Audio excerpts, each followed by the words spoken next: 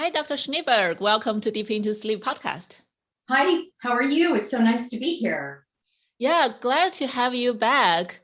So I know you are expert for children's teenagers sleep. And actually, I did get a lot of questions from parents. Now it's summer vacation time. A lot of parents talking about their children, their teens have a totally different schedule. They stay up late, get up late, which is fine. It's summertime. But now I think at least in California, all the children, teenagers are going to go back to school within 1 month. Yes. Now parents are really panicking what they should do. Will they be able to wake up their children on time after school started? So I want to discuss that with you to say, have you noticed similar things? Any suggestions for parents? Sure. So I always joke, people that do taxes are busy in April and people that do sleep are busy in the beginning of August, right? Because that's when all the parents realize, wow, we've really let the schedule slip a bit. And now we need to kind of roll it back in time for the school year. So what I usually say to folks is, you really want to start thinking about what's that rise time that you're going to need at the end of August. And then, of course, start to work your way back to that. And I think the easiest way is to focus on the rise time, because you can't really make a child go to sleep at a certain time, but you can help them wake up at a certain time. And you can begin moving it back by about 15 minutes every few days, 15 minutes, 15 minutes, until you arrive at that school day rise time that they're going to need at the end of August. Oh, I like that. So we always talk about morning rise time is the anchor of the day. Is. So just a little bit question there. Some parents think, well, waking up children or teenagers in the morning, it's not that easy. What do parents normally do? Anything effective? Sure. And they are right about that. It is very hard. So there are a few things that set, your brain clock, your circadian clock. And the three most important ones are activity, some physical activity. It can be really mild activity. It could be stretching or a little walk to the mailbox and back or walking the dog. And then sunlight exposure. So getting outside, pretty close to the rise time. And then having a meal, even if it's small, for a teenager, even if it's a protein shake or something really simple, a little cup of yogurt, anything, because we know that all our organs have clocks, right? We know that now. And your stomach has a clock. And when something shows up, right, it realizes, oh, it must be morning. It tells your brain that it's morning. And so as you're moving that rise time back, it's really smart for any age, but especially teenagers, to have that activity, that sunlight exposure, and that food. Ah, okay. Those are great tips. Hopefully parents listen to this and remember to apply them. Well, and for teenagers, there's one more thing. If there's some sort of payoff for getting up, right? Like their friend comes over to play basketball, or their friend comes over to go out to, have breakfast or something. So I also add rewards. So activity, sunlight, food, and some kind of reward is awfully nice to get them up. Right. Yeah, I can already imagine those kind of natural reward or whatever teenager really care about, right? Can They care just about their step peers, up. right? Yeah. Yeah, they care about their peers. So that really helps. Yeah. Great, great. So morning time sounds like really important, and we can totally work the way back a little bit by little bit. Exactly. Exactly. Great. Yeah, so we still have time. There's still time before school start. And if parents already worked for the morning time, does that mean they don't have to care about the bedtime at all? Yeah, so another great point. So I think you should work it from both ends, right? So you're going to work on the rise time in the way we talked about. And then as you move the rise time, the bedtime starts to move, but it follows the rise time, just as you said. The rise time is the anchor of the day. And as your brain realizes, oh, I'm getting up at 8:30 now instead of 8:45, then your bedtime will slide as well, right? But there are ways to make that bedtime go more smoothly. Because if you are going to put your child in bed 15 minutes earlier, let's say, knowing that at the beginning they're not going to fall asleep right away, then I'm a big believer in what I call the bedtime basket, which means that next to the child's bed, you put a little basket of activities, picture books, little toys, drawing pads, those fun little drawing pads where you draw and you push a button and they erase automatically. coloring books. And so you might go ahead and finish a routine, tuck them in, say goodnight, and then they might say, I'm not tired, Mom, or it's still light out, Dad. And you can say, I know, but you can use your basket to relax with in your bed with your reading light until you're drowsy. And then at least they have the opportunity for sleep, right? And if they're drowsy and the routine's over, they might just drop off, or they might do what a lot of adults do. They might relax in their bed for a few minutes with a book or something until they truly are drowsy enough to go to sleep. Oh, sounds like parents can use this kind of a bedtime basket to really help their kids to feel soothing and to entertain themselves. Sounds like ready to sleep. Exactly, because if a child's bored in bed, you're going to see them again, right? They're going to show up in the living room, or they're going to call you for the variety of excuses, right? Could you look under my bed? Could you open the closet door? I would like ice for my water. I forgot to hug the dog, or whatever it is, right? You're going to hear from them and see them again. I always call those extra requests, I call them callbacks and curtain calls, right? So they're either calling you back or they're showing up in the living room to make a curtain call. And the basket really helps with that.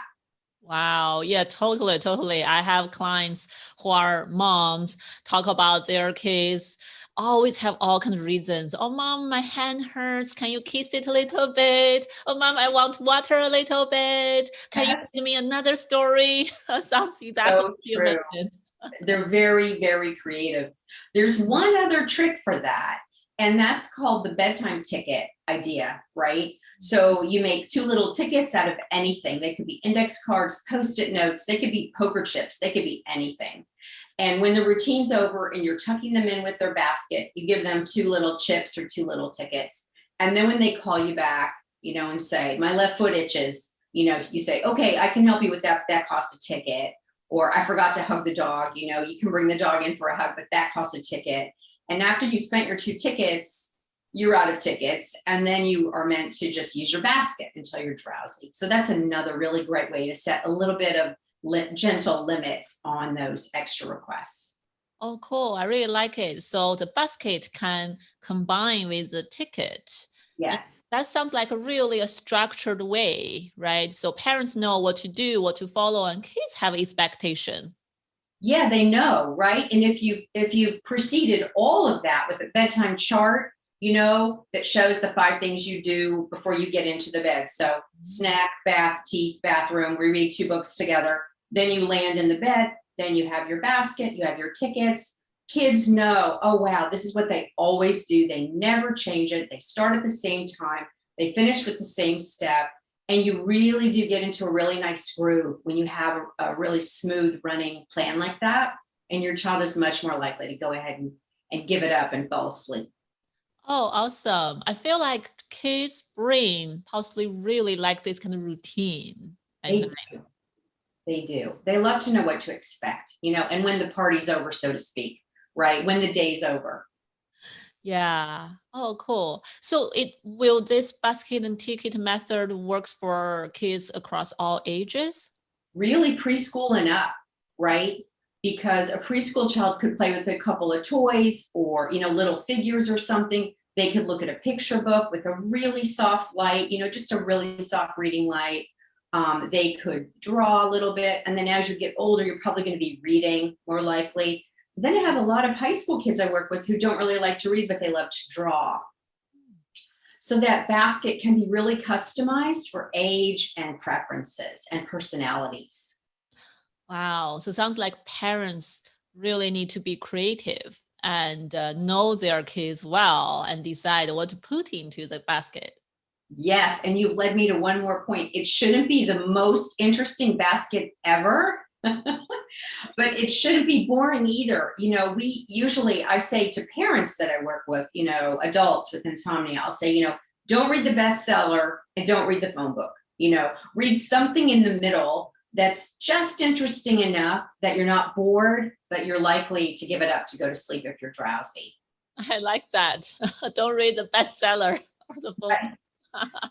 Yeah, I can imagine for teenagers, don't give them exciting video game right before bedtime. Exactly. Sort of have to titrate it a little bit. Yeah.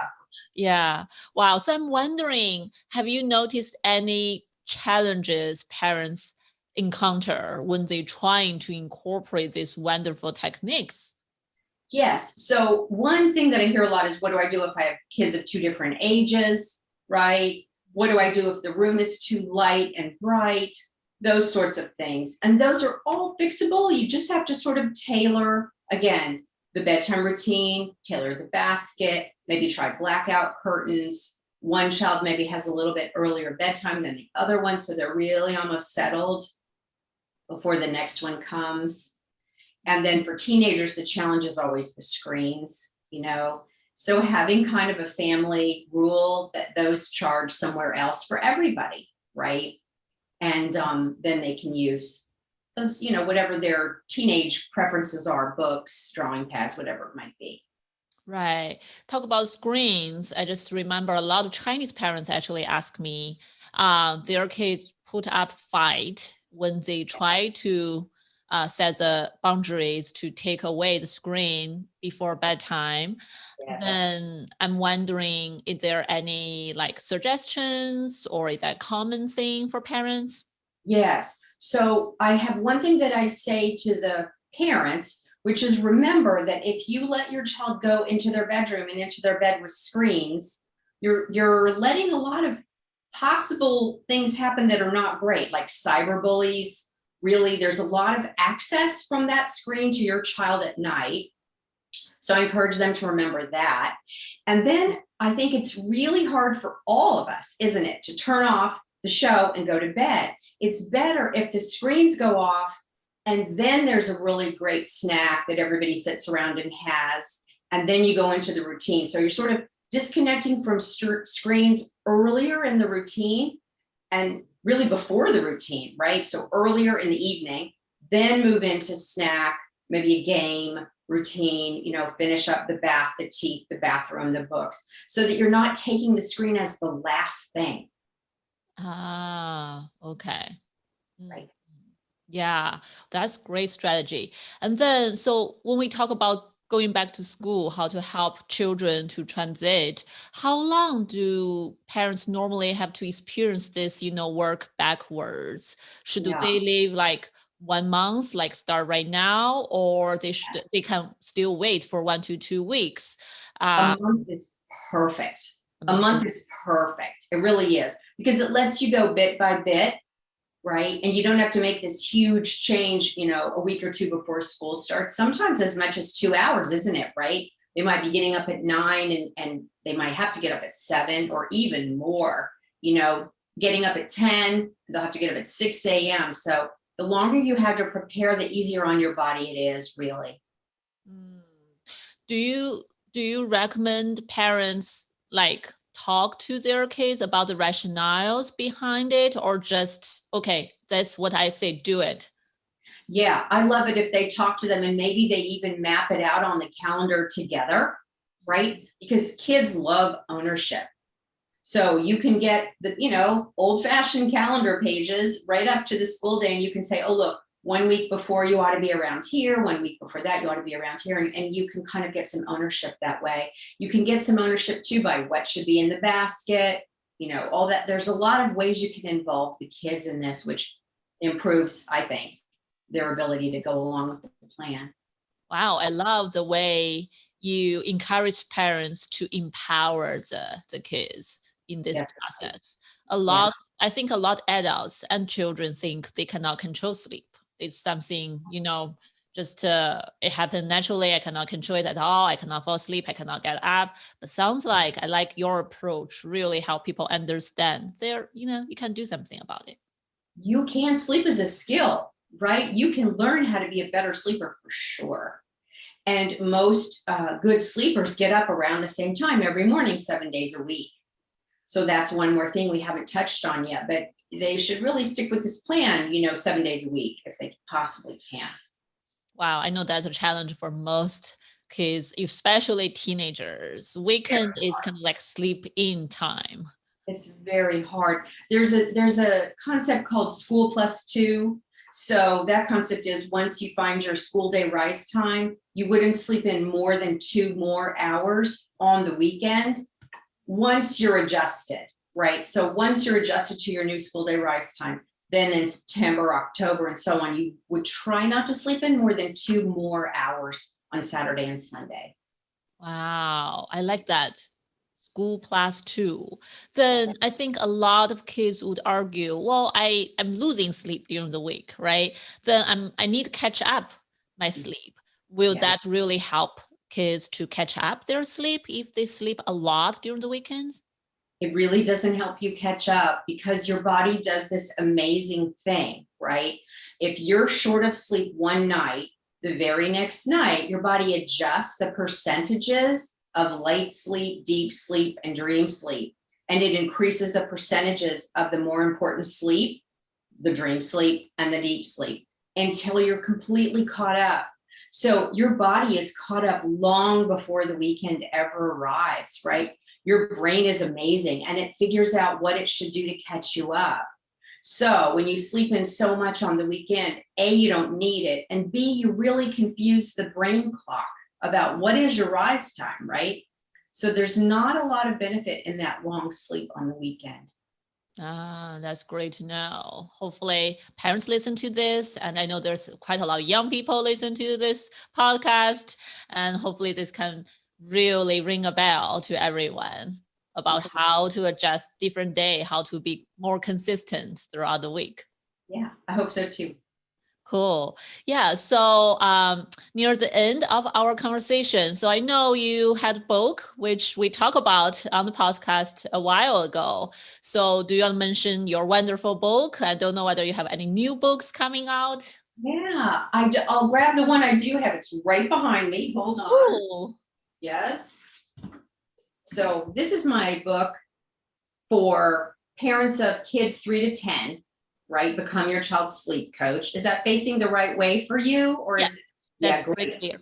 Great. And so what I always say about this book is I really do think that parents are fantastic sleep coaches for their kids for the reasons you touched on. They really know their children. They know what makes them tick. And so they make fantastic sleep coaches. And I have this 5-step plan that helps them really work through those issues of sleep that their children might be having, prepare the child's room, design a really great bedtime routine, teach the child to self-comfort as the parent works their way out, manage those callbacks and curtain calls that we talked about a minute ago, those extra requests, and then figure out what to do at night when your child wakes. You know, what kind of support are you going to provide? So those are the steps. I like it. I really like your book because it's so clear step by step. And what's more wonderful about that is parents learn these skills and really apply this. Then they don't have to be entangled in the struggle day after day, right? If there's no routine, no method, parents possibly going to sacrifice their own time, do this battle with kids all the time. It's so true. There's such a long, beautiful payoff, right? When everyone's sleeping well in the house, isn't that the best feeling ever? That's just the best thing. And the book is sort of tailored all the way from 3-year-olds all the way up to late elementary. And then luckily today we covered a lot about adolescents, which is great.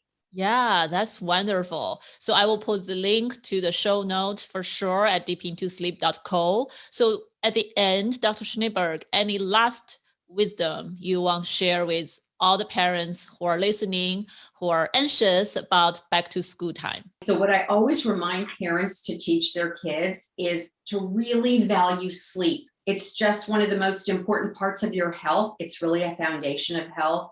And that sleep is really the great fuel that you're putting in your car, right? It helps you socially, academically, behaviorally, in every way, mood, in every way that we care about, sleep makes you better. So I do always ask parents to really teach their kids to value their sleep. Awesome. I think this is not only good for kids when they are younger, but also I'm sure they can benefit when they get older. Yes, absolutely. Absolutely. Thank you so much, Dr. Schneeberg, for sharing all these wonderful tips with us. Thank you. Thank you so much for having me on again. Have a great day. You too.